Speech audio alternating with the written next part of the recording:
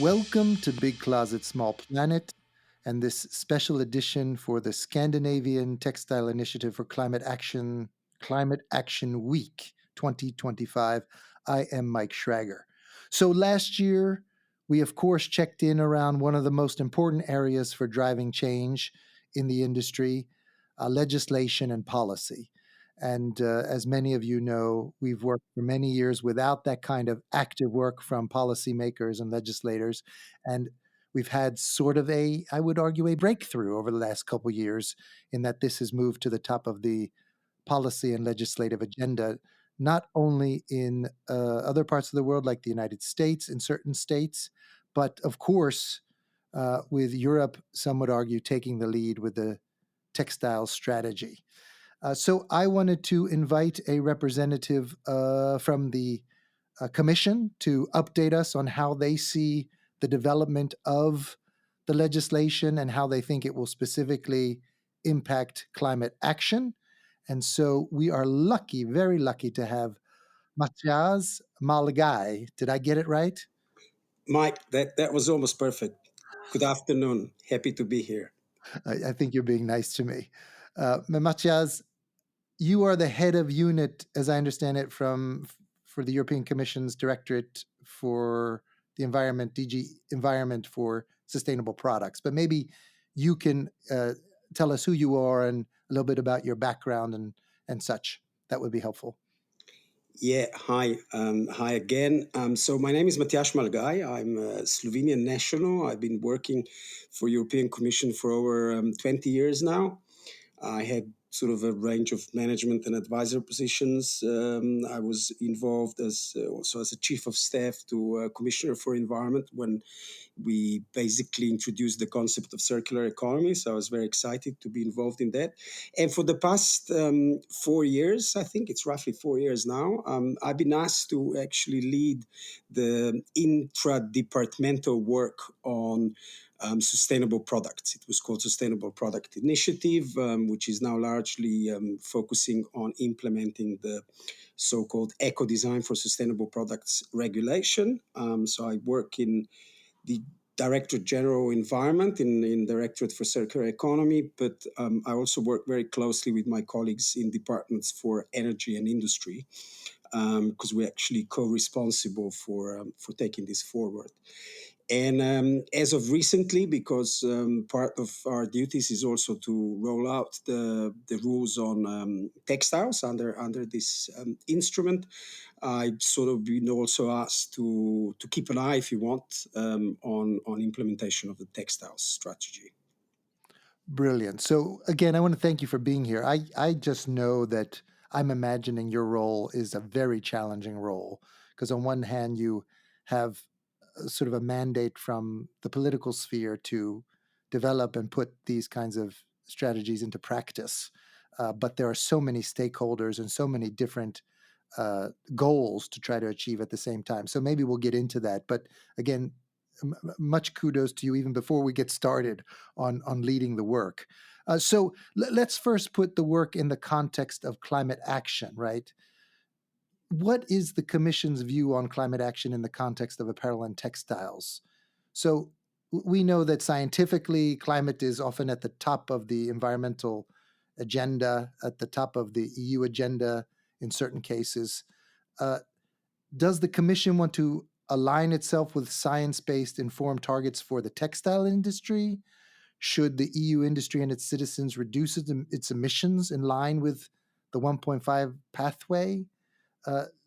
Should the EU and the EU textiles industry have a science-based target? How are you all thinking about this particular part of impact environment when it comes to textiles?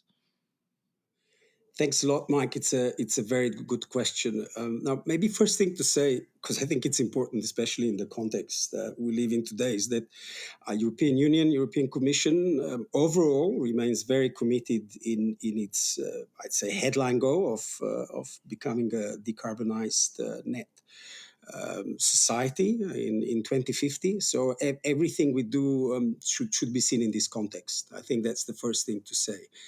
Now, as it comes to textiles, they obviously are one of the big categories. They're not the biggest. They're around, I think they're sixth in terms of their greenhouse gas emissions.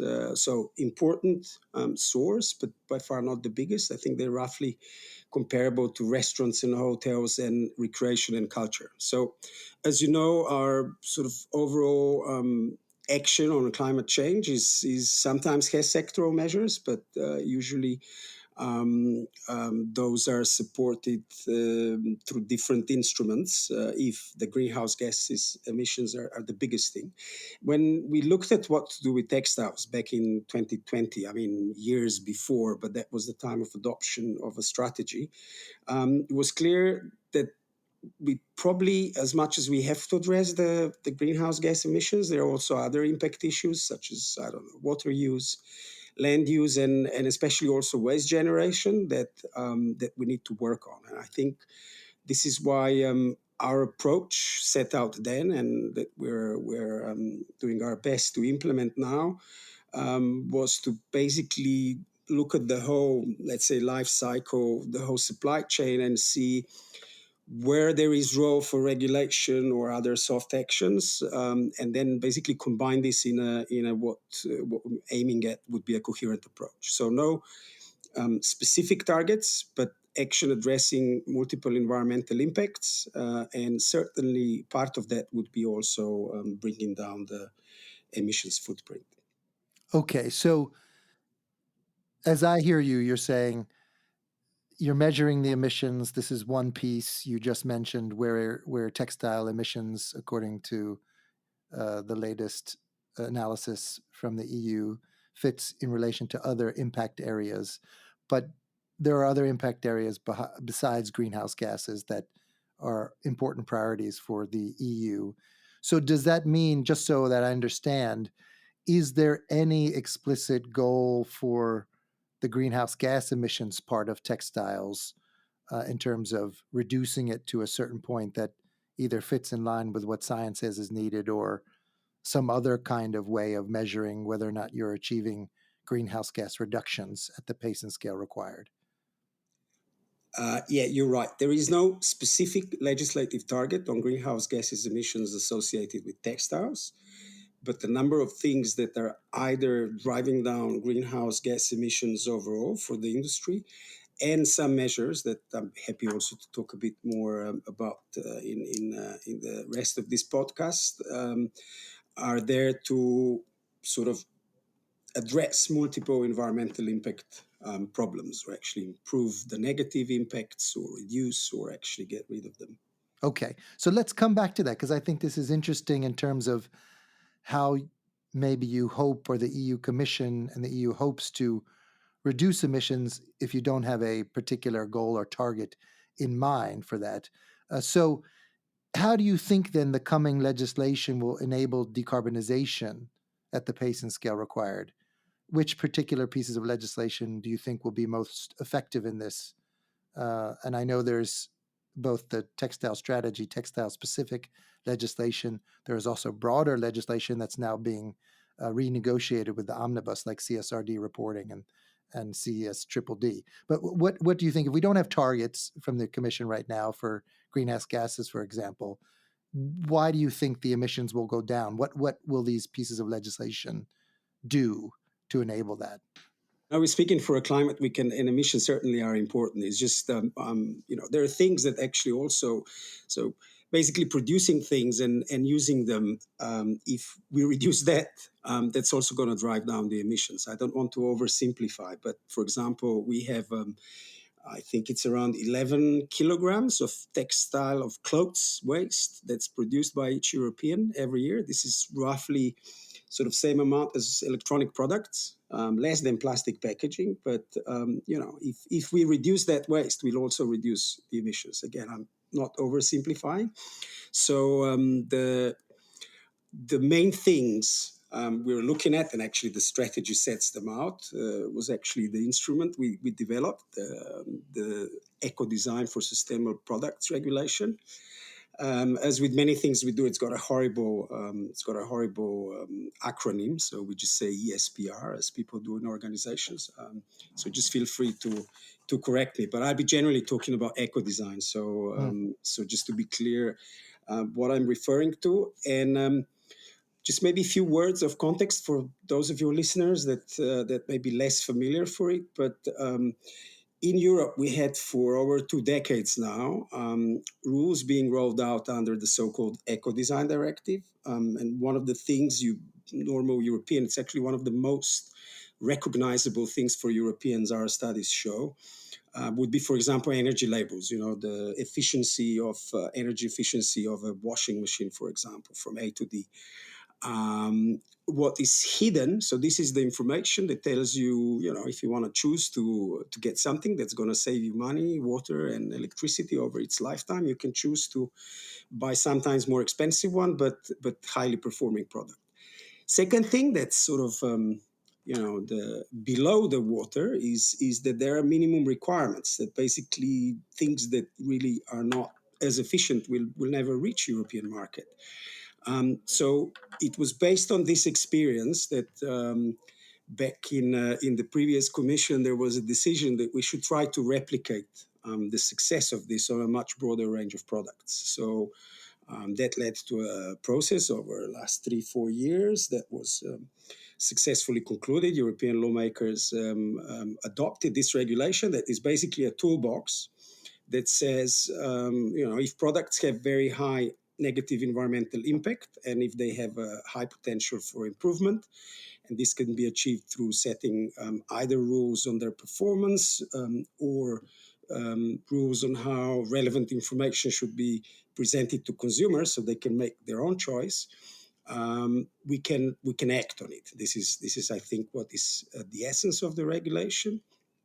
And just a couple of months ago, we did another important step in rolling it out, which was adopting a working plan. I know it sounds a little bit Soviet, but actually the reason we do that is to give predictability to the stakeholders, to industry, to consumers, to everybody on what the Commission will be working on in the coming 5 years. And one of the products that was really highly supported by a vast majority of organizations responding to our public consultation was also textile apparel. So this, I think, is the legislative measure of which there is probably most expectation. And what we're generally doing with these rules, it's a bit early to say because the process of adopting them is actually very analytical. We do very thorough studies. We sort of consult on each step. So basically all the European industry, or actually anybody in the world who's following this, has a chance to sort of verify our assumptions as we go.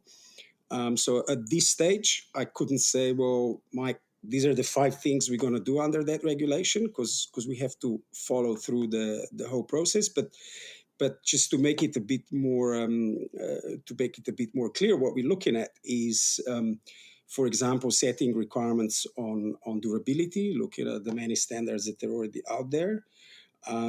Setting requirements or information on recyclability, looking at the fiber composition, or overall environmental impact, which could include also the CO2 impacts. And just to say here, we understand that there are trade-offs between some of these things, and this is what we're very carefully looking at. We completely understand if we do rules that will make clothes uncomfortable, or if it looks like that we are giving a preference to synthetic materials over natural fibers that may not achieve its goal. So this is a bit the complex picture we're looking at. But basically, as for textiles, as for other products, what we're looking at is to get an optimal mix that can be implemented by the industry, and then we'll see how much of this will be actually binding requirements and how much of this will be information. And then information can either guide the consumers in better choice, or it can also serve. We have rules which allow us to set requirements for public procurement. So, for example, if we see we could help with the take-up of more sustainable materials, we can do that through this instrument. So that is probably something that has a lot of promise. Not probably, it's certainly an instrument that a lot is expected from. We heard time and time again that we should sort of be ambitious, but we also have to be sure that that we're designing a thing that can actually be rolled out in real life. So that's a bit the challenge we'll be doing. Then another thing in this regulation, which is maybe less known, but I don't know if you know, but around there's different estimates, but according to our estimates, is between 4 to 9% of textiles that are being sold in Europe never reach the consumer because they're not sold and they're destroyed. So we have another rule. Our actually legislators decided to introduce a ban on unsold textiles. So that's another thing we'll be doing to basically reducing The the waste. amount that's Yeah. sold. Yeah. And then maybe just to mention a couple of other things a bit more quickly. What I was describing now, I'm really familiar with because we've been living with it in professional terms for years now. But I mentioned waste before, which is a huge problem. So my colleagues are also working on revising the waste law. And their two most important things will be to introduce extended producer responsibility schemes at national level, and also to set out some minimum requirements on management of textile waste. That's another thing. As I said, I mentioned already information that we will, in certain cases, if our analysis shows it can be really effective in affecting consumer opinion, we'll be setting out as a requirement. But there's also another strand of work that's currently being discussed by European lawmakers, which is the Green Claims Directive, which in a nutshell tries to address the greenwashing and to make sure that sustainability claims are backed with real evidence. Okay, right. So this is great. You've just summarized some, not all of them, but we know if you're paying attention, we know that there are a whole range of legislative proposals or adopted proposals uh, that will be implemented in the coming years, and you've mentioned a number of them. And again, the assumption I'm hearing from you is that by implementing these, we're going to take away the worst performing products on the European market, uh, reduce the amount of waste. Some would call that some degree of overproduction, waste in the system, and thereby perhaps make every product perform somewhat better on a number of environmental parameters. Am I getting that theory right?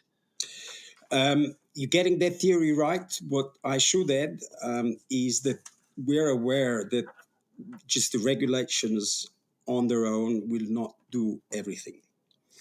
So at the time the strategy was adopted, the Commission even had, I think they had a public campaign that was sort of pointing out to what I'm guessing is a bit of a hint behind your question, that there is an issue of overconsumption. But maybe I'll let you finish your question. So Yeah, there is a bit of a sort of question behind my question, which is there is this approach, which is the efficiency approach. You know this well from working with environmental questions, that we can improve the environmental performance per product.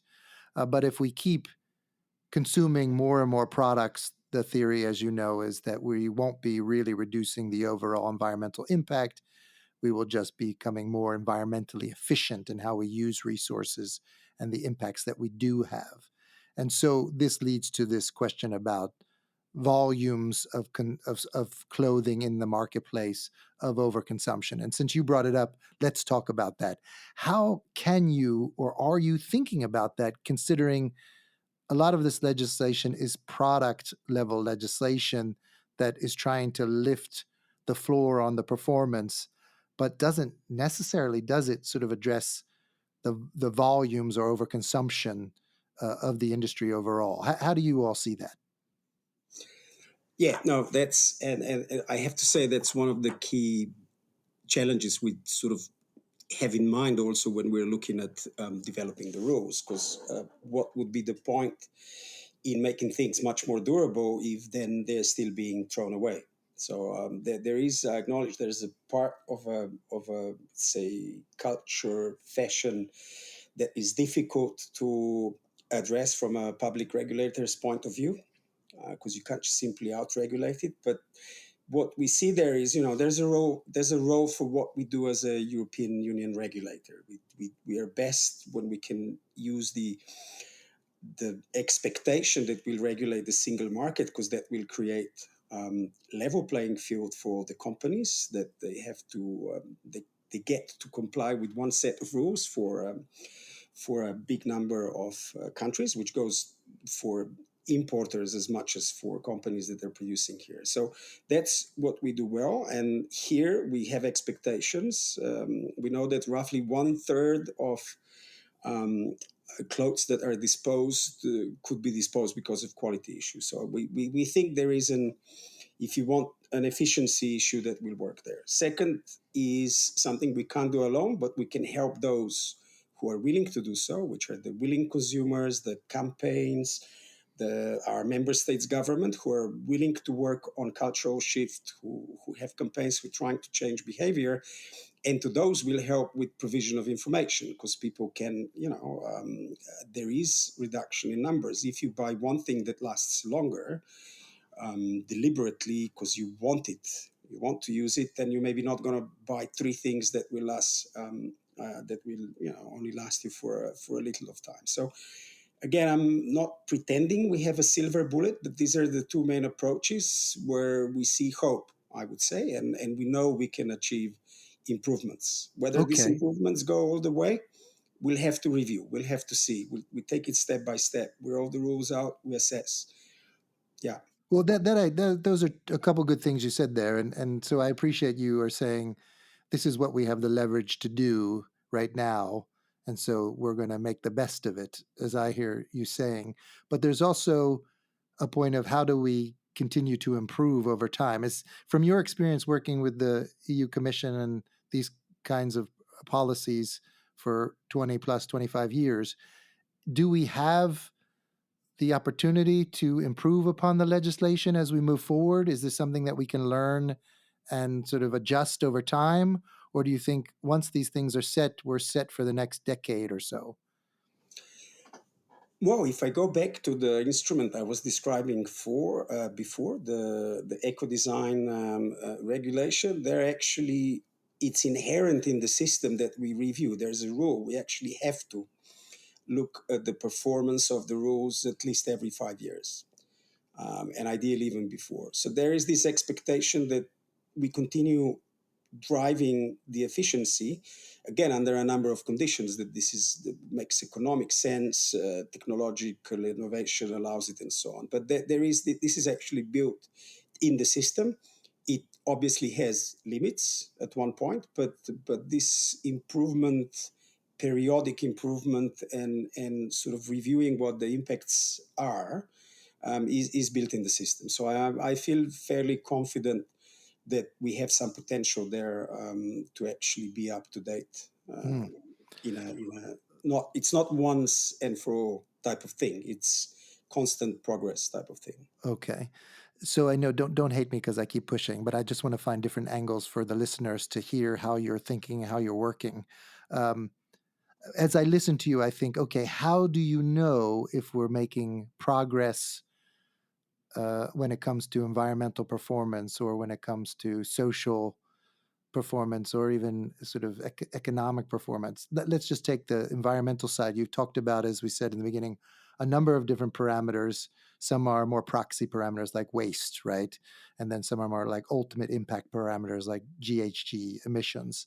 Uh, if we don't have a target or a goal for this for the industry, how will you all know if we're moving in the right direction? We are actually working on sort of set of indicators, now that we know which products we're dealing with. And overall, we basically it's a challenge we share overall with everything we're trying to do in circular economy. So it's a question of looking at material footprints, and also to come back to what you were mentioning before. One of the key objectives we got is decoupling. It's basically decoupling economic growth from environmental impacts. Yes.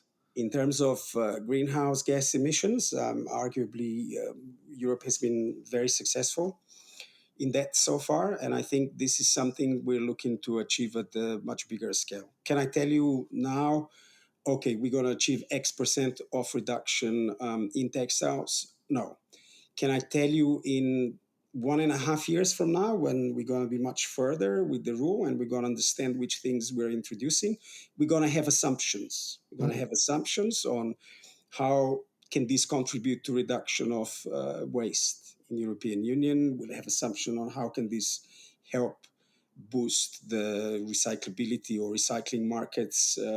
Are we sure that we got a sort of a range of additional supply of used clothes that will be coming on a market? So again, we will have assumptions. We'll have to test those assumptions. We'll always consult on them. So the industry and the civil society organizations, the scientists actually have a chance to say, well, here you may be overstating, here you're understating. So we'll have assumptions, and then as things roll out over a period of years, we'll be also checking through our statistical data, through things we're looking at, for example, at material footprints. So yeah, we won't be navigating in a fog, but obviously it would be a bit presumptuous to say, I can hit a 27% target. That through design measures would be difficult, but we will certainly know the direction, and I certainly hope we'll know the pace of progress. Okay, so there is potential for you as you come further and have more clarity that there will be some projections that you're going to work with to figure out, how is progress being made, and the discussion will be what are the indicators that you choose to use to assess progress, and that on the greenhouse gas emission piece, the question from our end will be, do you actually sort of estimate the greenhouse gas reduction of emissions from the industry and try to sort of set some sort of goals around that. So that would be interesting to see how that evolves over the next year or so as you do your work. And jump in or push back if I've said something that mischaracterizes what you've said. Um, there's some other questions that I'm just curious how you are all thinking about this.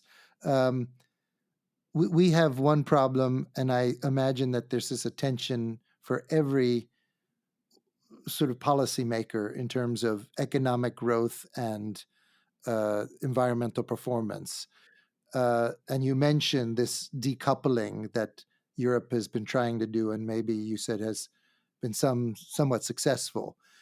We find that there is some positive hope that decarbonization in the industry could happen with less decoupling. But again, others say no, if you do the math, as long as the industry grows, it will offset any emission reductions, even if there's all renewable energy in the supply chain. And so there's a little bit of debate about of how optimistic we should be. But I don't know if you have any views on that. When we do, for instance, company level emissions analysis and reporting, there is this possibility that companies could get more efficient, reduce their emissions per product, but as they grow, they take a sense of more market share. They go beyond just market share; they take more markets, and they grow, and so they produce more products, and therefore they produce more emissions totally. Do you see that there's a way from policy to address that particular challenge? I think it's definitely it's a difficult challenge, and as I said before, we're discussing textiles, but actually a lot of questions you're asking me are the questions we've been banging our heads about it, for the last decades in Right. environment policy, and this is also where I think the whole approach of of the Green Deal with this twin structure of continuing fight against climate change, putting circular economy on a much bigger sort of attaching much more importance to it was exactly because there's this belief where we have to do it, and we have to get to 2050 in a way that's also economically and socially sustainable. So here maybe I'll just challenge you back a bit because you're very experienced. In between 1995 and 2019, we saw an 86% increase in volume of textiles, of apparel being sold. But at the same time, the value only grew by 27%. So there is something in the business model that's probably not working for all the companies. And this is where we're hoping. We're not pretending that with our policy we're gonna, we're gonna redesign the market. But there's a lot of things that my colleagues are doing in Department for Industry that's trying to help industry through innovation, through working in ecosystems. So there's a lot of soft measures I'm not mentioning now. Working with industry to help them to basically get there, to get to the, I'd say, the origins of European excellence, if you want, in clothes manufacturing. So if we had such an increase in volume with much lower increase in value, if industry, through its own interest and being helped by our policy tools, can get back to that path, I think there is a chance, and it's not a bad one. So, if I'm understanding you right, we're talking about clothing has lost its value per product, for instance, and the way to perhaps have a win-win is that clothing gets more valuable for whatever reason, if it's more durable, if it has more emotional durability, if it's a better product. Ultimately, maybe that means less products on the market, more better, more valuable products, which would mean the value per product increases. Is that how you're thinking? Uh, Well, exactly. This is what it makes sense. This is also what we hear from a lot of industry. It's not something that, we invented in our ivory tower. I mean, big part of how we go about it, or how the textile strategy came about, was actually sitting down with industry, talking to them, seeing where they see the future. And I think this is what a lot, if not most, of serious players see for themselves. They're looking for a way out. Even if you go to a shop, I was shocked myself. I've got three daughters, and it was actually really interesting for me to see how many initiatives are already out there to basically help the consumer who wants to have something that's more durable. So there's hope there. I don't want to oversell it. I'm a civil servant. I'm not a politician, but that's certainly where our official policy is going at. So more quality, less negative impacts, and that also helping with the business case for the industry. so let's talk a little bit more about that to the extent that you can. And again, you coordinate work not just with the DJ environment, but also with DJ Grow and industrial policy people, as I've understood it. So say what you can around this. But we're building on what you've just said. Um, I want to look at it from a general point, which is sufficient penalties and rewards for climate action or sustainability performance. When we work with companies, they often see this work as sort of a necessary to now meet legislative requirements, but also it's often a cost center for the companies, right? It's not something that they make money on, which linked a little bit to what you've said is how do you get more value per product from this kind of work? When it comes to climate, we've seen that, again, it's a cost center. They're assuming this helps reduce their risk, that it'll attract customers, that they'll be more attractive as an investment. And ultimately, legislation will require that, as you're saying, per product. Perhaps GHGs will be a particular area, and there may be some standards or targets there that they need to meet. So they're imagining how the market's going to develop. But often today they still say the business case is weak, and I don't know if you agree with that. Just from where you're sitting, our sense is that this would move a lot more faster with financial penalties and financial rewards for doing good climate action, for showing through your substantial third party verified emissions reporting that you're actually doing really well in reducing your emissions and investing in it, but they're not getting any financial rewards to do this. Um, do you have any views on that? And you may not, because it may not be where you're doing your policy work and where you can have an influence. But I'm just curious how you think about that.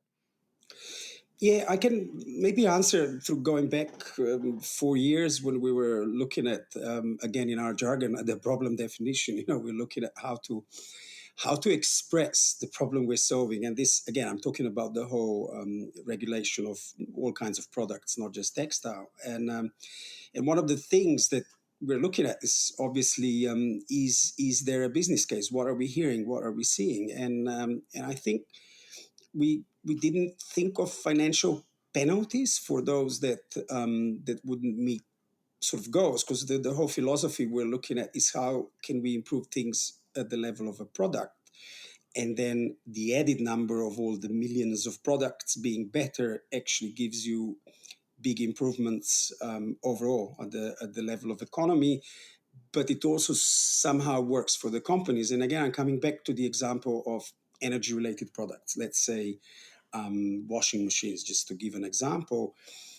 There clearly was a case, a business case for companies actually seeing they can sell better, more efficient, even if sometimes more expensive products, because the consumer got reliable information that over lifetime these products are actually going to save them money.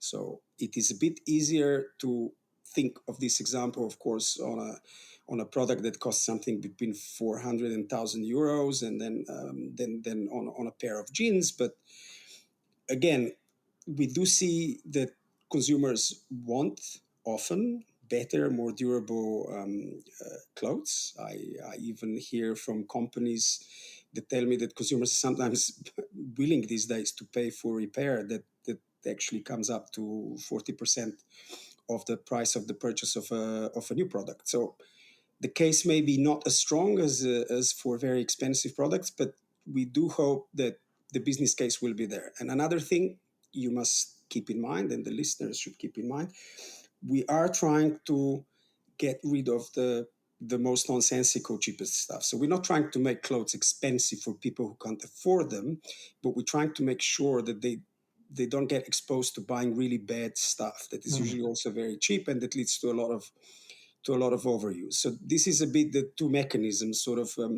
cutting the bottom and trying to create a space in which those who create better stuff are rewarded also with a higher uptake by consumers. And then maybe last thing to mention in this context, we see it in context of other products as well. The whole development of new business models, be it through leasing, being through selling reuse. So that's sometimes for new players, but sometimes also established players are sort of branching out in taking advantage of, let's say, this hopefully bigger and bigger consumer reality out there. Right. And that's a great point. And again, I know you're thinking about all this stuff and how you weigh these different needs and goals for the industry and for Europe. I know that also around circular business models, again, the companies we work with say, this is what we want to do. We want to put these into our climate action plans as a means to reach our climate targets, among other targets. They want to increase secondhand sales, increase subscription sales.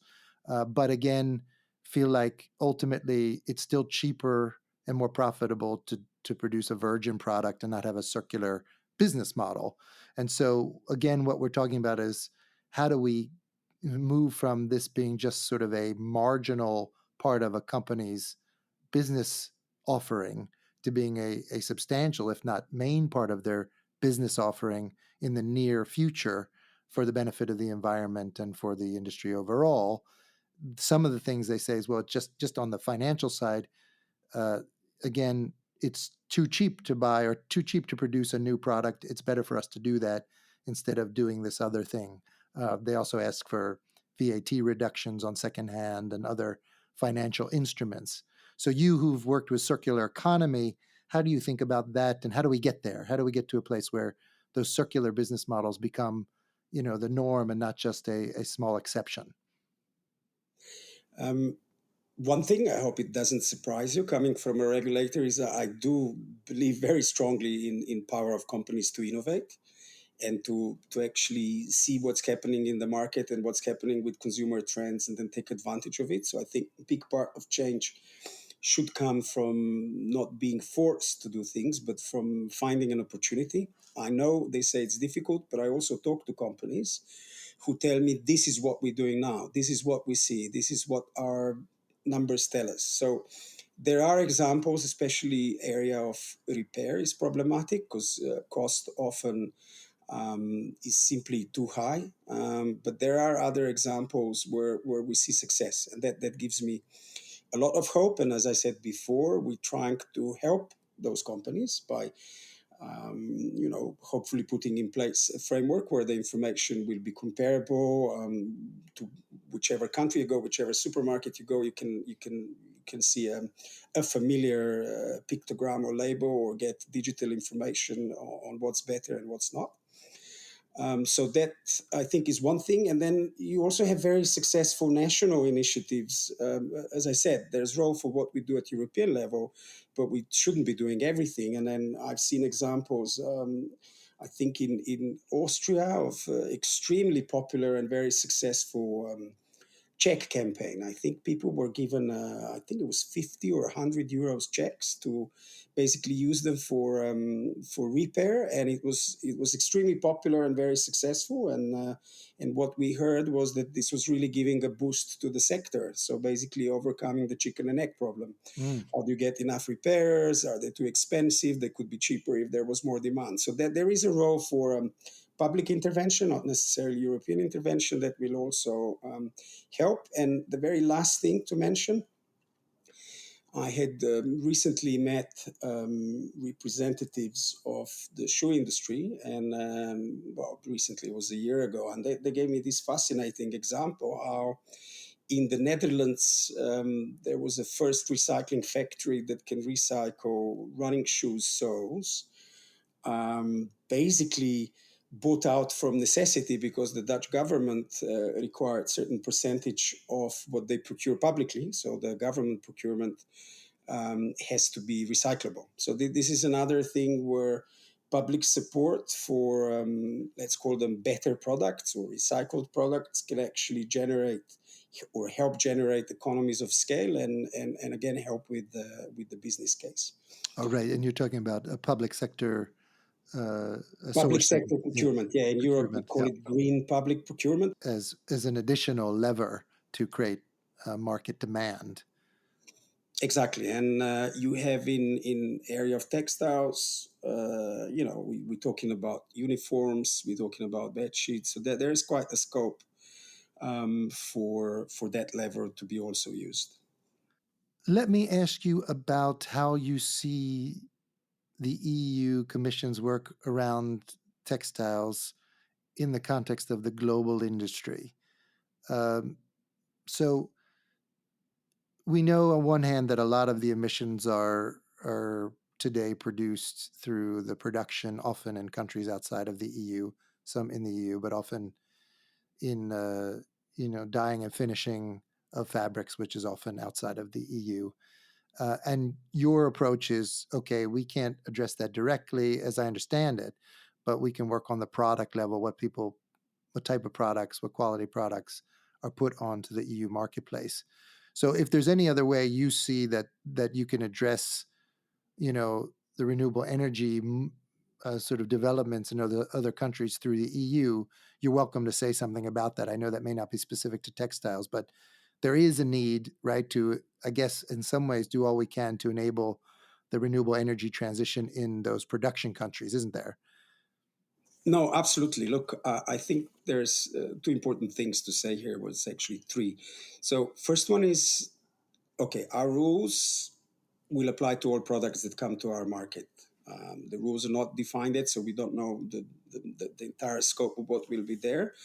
But there could be I spoke a lot about level playing field. We're going to make sure that we're not discriminating against anybody, but there could be an obligation to also provide some information on how the product was produced. So that's, I would call it on a, you were talking about penalties. I'm just talking about, the requirements. But we're also trying to help, obviously, those countries, be it through actually massive programs in helping countries in their climate adaptation or introduction of renewable energy, but also through more specific programs that will help producers actually to comply with our rules.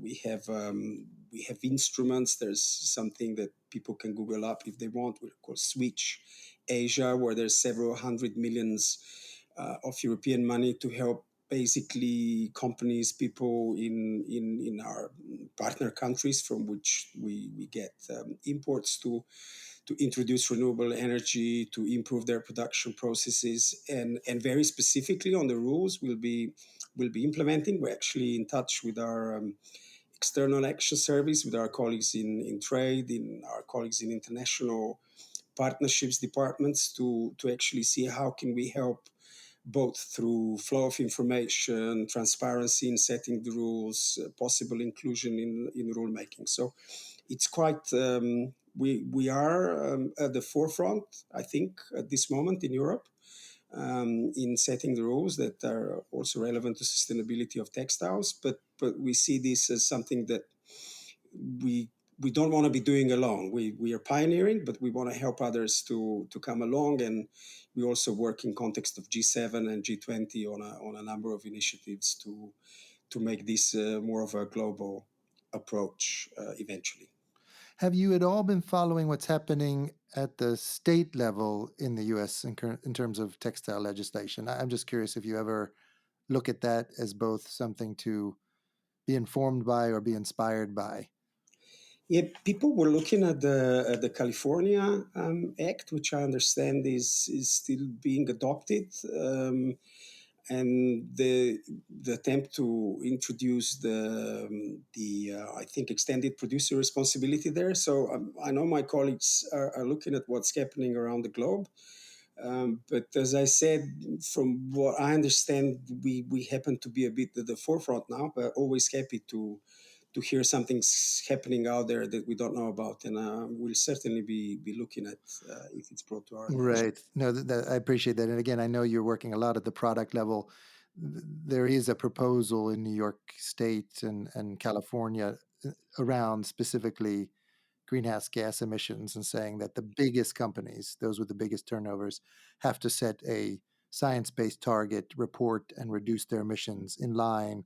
And ultimately, there's a lot of leeway for a number of years, but ultimately, if they don't do that, the attorney general's office in those states could fine them financially for that. And so the reason I bring it up is because it's a very interesting proposal, which is assuming that you need them to set science-based targets at the company level, not at the product level, and that there is some sort of financial risk if you don't do it and don't invest in it. And again, if you have any reflections on that model, I welcome to hear them. I think it's very interesting to hear what's going on. It would be also very interesting to see how this ends up. As you know, in Europe overall, the approach was to set targets at the European, at national level. Then we have the functioning market for greenhouse gas emissions through ETS. And then finally, we have a number of other measures and instruments, including the voluntary ones. So I don't think sanctions is something we or the colleagues I'm working with are looking at the moment, but we'd certainly be very interesting to see how effective it's going to be. And I know this is also sensitive. So again, I'm just curious. The carbon border adjustment concept has been applied or is thinking about being applied in different industries, but not necessarily in textiles. Is that even something to consider, or that we're way far away from something that could be applied there? Yeah, I would. It would be far premature for me to comment on that, but we are looking at how let's call it the sector. If there is scope for introducing more sectors, I haven't checked on this most recently, so I prefer Okay. not to comment too much. All right. I had to ask, right?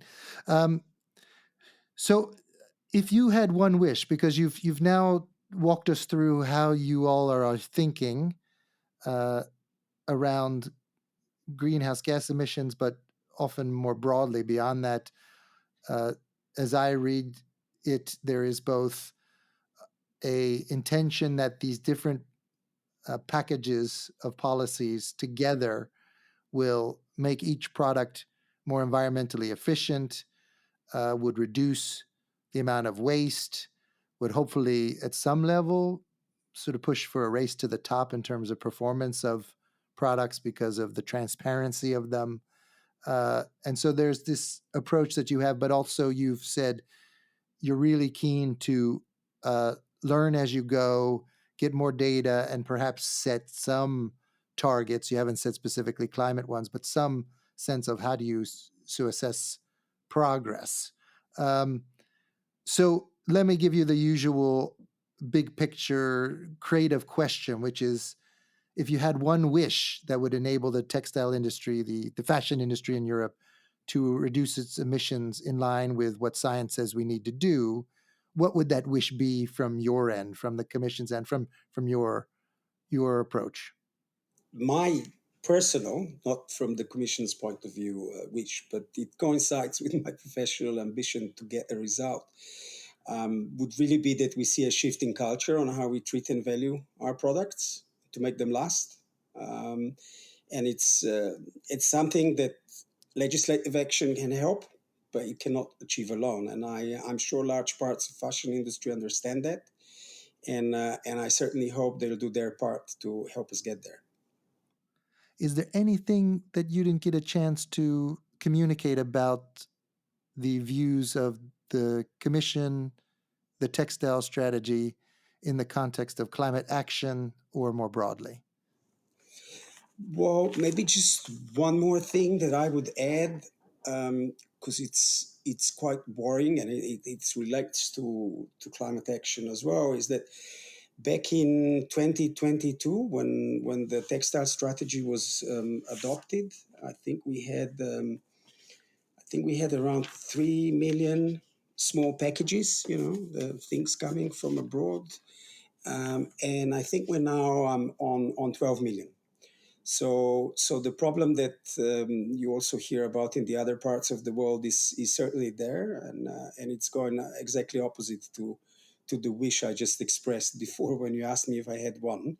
So again, here we are acting also as a commission. We published a policy document back in February, what we're going to do about it. But it's just to say that trends obviously can go in a bad direction, but I hope that the speed with which they could go in a bad direction also gives us hope that we could achieve something similar once we start getting in the right direction. So you were saying that the amount of packages sold in Europe has increased a great deal.